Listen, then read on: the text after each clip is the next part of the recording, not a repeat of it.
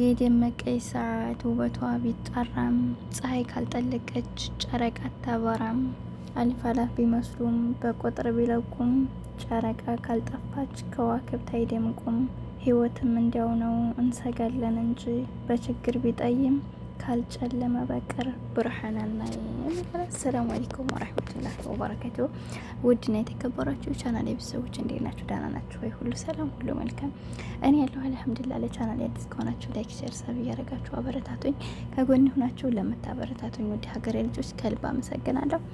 እንግዲህ እችን ግጥም የገጠምኩላችሁ ለምን እንዲመሰላችሁ በዩቱበሮችን ዙሪያ በእኛም ህይወት ዙሪያ በተለያዩ ሁኔታዎች ሁልጊዜ ደስታ የለም፣ ሁልጊዜም መከፋት የለም፣ ሁልጊዜም ደግሞ መጥፎ ነገር የለም፣ ሁልጊዜም መልካም ነገር የለም እና ማለት ልክ ፀሐይና ጨረቃ እንደሚፈራረቀው ፀሐይና ጨለማ ህይወትም እንደዛው ናት እና አንዳንድ በተለይ ዩቱበር አላችሁ ተመልካቾች እና የሆነ ዛሬ ደስ ሲላቸው እኛ ከነሱ በላይ እንደሰታል፣ ሲከፋቸው ደግሞ እንከፋለን እና ህይወት እንደዚህ ናት። በቃ ውጣ ውረድ ሳናልፍ ጥሩ ነገር ስለማናይ ነው ብዬ ነው የማስበው እና እንግዲህ እንደተመለከታችኋቸው ታምኔል ላይ ያረኳቸው ሁላቸውም በቃ የራሳቸው ውጣ ውረድ ያሳለፉ፣ አሁንም ገና ውጣ ውረድ እያሳለፉ ያሉ፣ ወደፊትም ደግሞ ከዚህ የሚበለጠ ከዚህ የሚያነሰ ውጣ ውረድ ሊያሳልፉ የተዘጋጁ ናቸውና እና ሄሉሻም ዛሬ በአዲስ ነገር ይመጣሉ፣ ጠብቋቸው ትላላቸው። ትናንት ያልመጡ ማለት ነው፣ ትናንት የሚመጡ እንደዛው እና ሩታና የሩታ የአብርሽ ቤተሰቦች እንግዲህ የተፈጠረውን ነገር አይታችኋል። ያው እኔ ራሱ ልጅ እያለ ልጅ በመሀል እያለ እስር ቤት ደረጃ የሚያደራርስ ነገር በጣም ይደብራል። ያኔ ነገሮችን ራሳቸው መፍታት ሲችሉ እንዲሁም ደግሞ መተው ሲችሉ እስከዚህን ደረጃ ድረስ በጣም ይደብራል እና ሩታም ቸኮላይ ክስ ወረቀት ማንጣቷ እነሱም ደግሞ የእሷን አጣፍ ለመመለስ እንደዛ ማድረጋቸው ልክ አይደለም እና ያው እንግዲህ ከልጇ ለይቼ እስር ቤት እንዲገባ ስለማልፈልግ ክሱን አንስተናል ብላለች ቡዜ።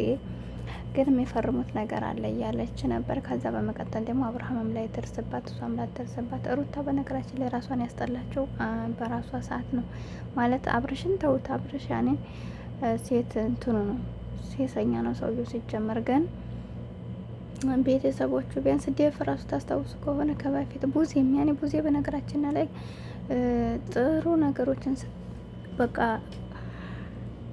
ጥሩ ነገር ካላችሁ እናንተ ሁሌም ከጎናችሁ ትሆናለች። ግን እንደዚህ ሴራ ምናምን ተንኮል ካየሽ ደግሞ ከአብርሽ ትበልጣለች ቡዜ ማለት ነው። እናይታችሁ ከሆነ ሩታን ትደግፋን ነበር። የልጁ እናት ናት። አብረው እንደሆኑ ብዙ ነገሮች እንኩናለ። ግን በኋላ ሩታ እየሰራች ያለችው ልክ እንዳልሆነ ሲገባ ትጥፍ ብላ ያው በትክክል ነው የነገረቻት። በነገራችን ላይ መሰራው ልክ እንዳልሆነ እና ከእውነት ጎን ትቆማለች ብዙ ጊዜ። አሁን ላይ ደግሞ እንግዲህ እነ ሩታ በተንኮል ወደ ህይወቱ አብርሽን ለመውሰድ ስትሞክር ያ ነገር ስላላስደሰታት ከሷ ጎን የለችም ማለት ነው። ሄርሜላንም እንግዲህ ከጎኗ ሆና እያየቻት ነበር። ያው አሁን ደግሞ አብርሽ በራሱ ታይም ነው ሄርሜላ ወደሱ ወደ ህይወቱ ያደረገው። ግን ምንም ቢሆን ምንም ህይወታችን እንዲያምር ከፈለግን አንደኛ እኛ ንጹህ መሆን አለብን። ሁለተኛ ደግሞ ሰው ላይ በተንኮል ወደ ህይወታችን ለማንጣት መሞከር የለብንም። በሴራ በልህ ህይወት አትሰምርም ማለት ነውና እና ሩታ ዛሬ ላይ ቢጸጽታትም ያው ከአብርሽም እጅ ላይ የሷም እጅ አለበት ማለት ነው። በቃ አላህ ትጋባለች እሷ። ስለዚህ ያላት አማራጭ አሁን ተቀብላ ጉዞዋን የራሷን ህይወት ወደፊት ልጇን ብታሳድግ የራሷን ህይወት ከፈለገች ሌላውን ከሌላ ጋር ብትሞክር ብዬ አስባለሁ። እናንተስ ምን ትላላችሁ? ሄሉና ያብ ደግሞ እንግዲህ ትናንትና የተፈጠረውን አይታችኋል። ሄሉሻ እንግዲህ ማንም ማድረግ የማይችለውን ነገር እያደረገች ነበር ትናንት። ምክንያቱም አንዴ ነው የምትሉት ሰው አስረገዘ ቢባል ያው ከእናንተ በፊት ቢሆንም በሰዓቱ ላይ ያንን ሰው ስለምትወዱት የምትቀበሉት ነገር አለ። ግን ደግሞ በሰዓቱ ላይ ያናዳችኋል አይደል? ሁላችንም ብንሆን በቃ የሚደብረን ነገር ነው። እነሷ ግን ያንን ነገር ሳታይ ያበና አሳልፌ መልሼ መስጠት ስለማልፈልግ እንኳን አንድ ላይ ሁለትም ቢሆን ተቀበይ ያሳድጋለሁ ብላለች እና ብልሃትን ተምራለች አሁን ላይ። በፊት አሁን ሄሉ ለምን ወዴት ብላ ነበር የምትለው። አሁን ላይ ግን እሷ ተረገዘ ብላ ነው የመጣችው። በእርግጥ እሷ አይደለም ግን ቢሆንም እንዴት ታቅፋታለህ፣ እንዴት ወደ እሷ እንዴት ታረጋለህ ትል ነበር በፊት ታስታውሷ ከሆነ። ለምን ትይዛታለህ፣ ለምን ታቅፋታለህ፣ ለምን እንዴት ታረጋለህ ነበር ስትል የነበረው። አሁን ላይ ግን የሰው ላይ ያያችሁት በሂደት ልብ ይገዛል፣ በሂደት ይስተካከላል፣ በሂደት ራሱን ይቀይራል። እና እናንተ መኖር ከፈለጋችሁ በቃ የሆነ ችኩልነት ማንነት ካላችሁ እሱን ነገር መቀየር። በሴራ የምታሲሩት ነገር ካለ በልህ ሰው ላይ እናሸንፋል ብላችሁ የምታስቡ ከሆነ የሰው ላይ በልህ ሳይሆን በብልህነት ነው ማሸነፍ ያለባችሁና ትናንት እንግዲህ ሄሉ ያሳየችው አክት በጣም ደስ የሚል ነበር፣ ያልተጠበቀ። ያብም ደግሞ እንደዛ ሲያደርግ የነበረ ውሸቱን ነው። ምክንያቱም እንደነገርኳችሁ አንድ ሰው ከእናንተ ጋር ከተለያየ በኋላ ልጅ አረገዝኩ ቢላችሁ ከቆየ በኋላ ላታምኑት ትችላላችሁ። ለምን? ከእናንተ በኋላ ከሌላ ሰው ጋር ግንኙነት እንዳለው ምንም ዋስትና አይኖራችሁም። ያኔ ደስተኛ ሆናችሁ ልጅ አትቀበሉም። ለምንድን ነው? ኢላ ተወልዶ የራሳችሁ መሆኑን እስካላረጋገጣችሁ ድረስ።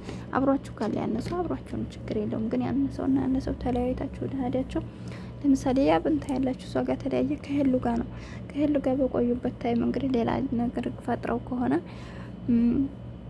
ስለዚህ እንደዚህ እሷም ደግሞ ሄሉ ሌላ ጓደኛ ካላት ሌላ ህይወት እንደማትጀምርበት ወይም ደግሞ ከሌላ ጋር ግንኙነት የማይኖራ ምክንያት ስለማይኖር ያ በዛ በሳቅ አይቀበልም ነበር። ያው ፕራንክ ሊያረጓት ሄሉን ለመፈተን ምን ያክል ነው በእኔ የምትተማመነው፣ ምን ያክል እስከኔ ጎን ትሆናለች ለማለት ነው ያደረገው ብዬ ነው የማስበው። ማኑኝ ግን ደግሞ እሱ በዚህ ሁኔታ ያው ለፈተና ከሆነ ከባድ ነው።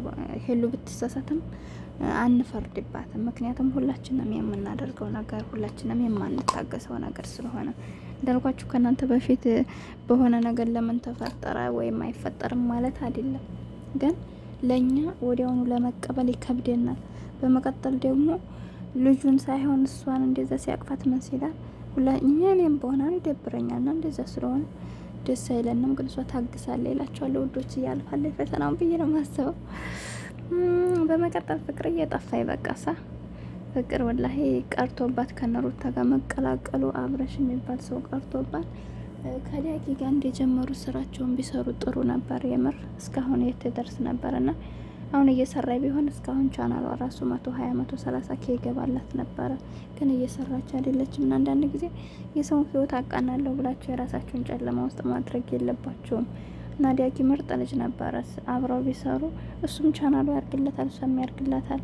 ሀታ ለው በፍቅር ባፈልግ ኖርማል በህትና ወንድም እንዳለውም ከመጀመሪያው በህትና ወንድም ነበር ነው ያቀራረበ። ግን አክቷ ምናምን እንትን ስላልኩ ወደ ፍቅር ገብቼ ነበር ነው ያለው። ግን ሰው እንደሰጣችሁት ነው ማንኛውም ሰው እና እንደዛ ብለው ስራቸውን ሰርተው ቢሆን ደስ ይል ነበረ።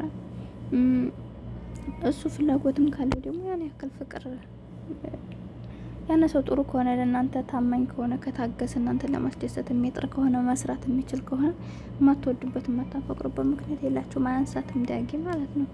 እና ይህን ብዬ ነበር የማስበው፣ ነገር ግን አልሆነም።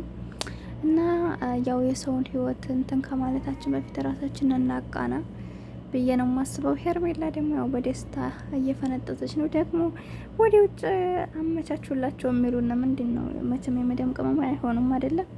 እናንተ ከሆናችሁ መቼም አብዳችኋል። የራሳችሁን ህይወት አቀየሩም። እነሱን ሀገር ለማስወጣት የጠራችሁት እናንተ ብር አዋጣችሁ ከሆነ መቼም ሞተናል ባሉ ዝም ብላችሁ። እና ለማንኛውም ብዙ ጊዜ ራሳችንን እናውጣ ቅድሚያ ለማለት እወዳለሁ። ብዙ ቤተሰቦች አላችሁ እንደዚህ ራሳችሁ ሀታ የመጣችሁበት እንኳን ብር ሳካፍሉ የራሳችሁ የምትሉን ነገር ሳይኖራችሁ በዛም ብራችሁን አታጥፉላለሁ። ስህተት ካለብኝ አረጉኝ። አሰላሙ